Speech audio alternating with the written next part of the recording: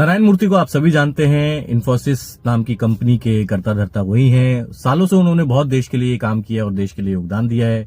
2023 में नारायण मूर्ति साहब ने ये कह दिया था कि सभी को 70 घंटे काम करना चाहिए हफ्ते में। अब वो नई बात लेकर के आए हैं कि उनका कहना है कि 996। अब 996 क्या है?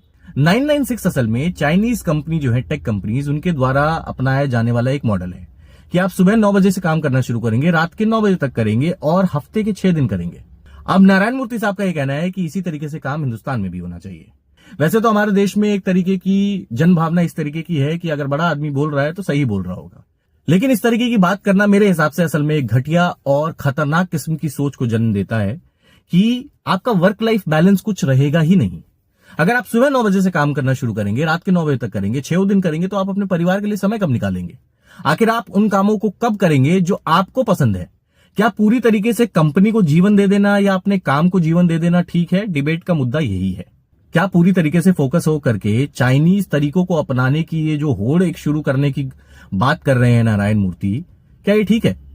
पहले से ही टॉक्सिक कॉर्पोरेट कल्चर की वजह से लोगों का जीवन खराब हो रखा है, इसमें इस तरीके की बात करना क्या ठीक है? नारायण मूर्ति को आप सभी जानते हैं। इन्फोसिस नाम की कंपनी के कर्ता धर्ता वही हैं। सालों से उन्होंने बहुत देश के लिए काम किया और देश के लिए योगदान दिया है।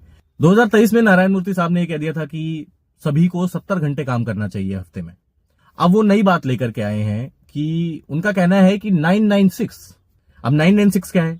996 असल में चाइनीज कंपनी जो है, टेक कंपनीज, उनके द्वारा अपनाया जाने वाला एक मॉडल है कि आप सुबह 9 बजे से काम करना शुरू करेंगे, रात के 9 बजे तक करेंगे और हफ्ते के 6 दिन करेंगे। अब नारायण मूर्ति साहब का यह कहना है कि इसी तरीके से काम हिंदुस्तान में भी होना चाहिए। वैसे तो हमारे देश में एक तरीके की जनभावना इस तरीके की है कि अगर बड़ा आदमी बोल रहा है तो सही बोल रहा होगा, लेकिन इस तरीके की बात करना मेरे हिसाब से असल में एक घटिया और खतरनाक किस्म की सोच को जन्म देता है कि आपका वर्क लाइफ बैलेंस कुछ रहेगा ही नहीं। अगर आप सुबह 9 बजे से काम करना शुरू करेंगे, रात के 9 बजे तक करेंगे, 6 दिन करेंगे, तो आप अपने परिवार के लिए समय कब निकालेंगे? आखिर आप उन कामों को कब करेंगे जो आपको पसंद है? क्या पूरी तरीके से कंपनी को जीवन दे देना या अपने काम को जीवन दे देना ठीक है? डिबेट का मुद्दा यही है। क्या पूरी तरीके से फोकस हो करके चाइनीज तरीकों को अपनाने की ये जो होड़ एक शुरू करने की बात कर रहे हैं नारायण मूर्ति, क्या ये ठीक है?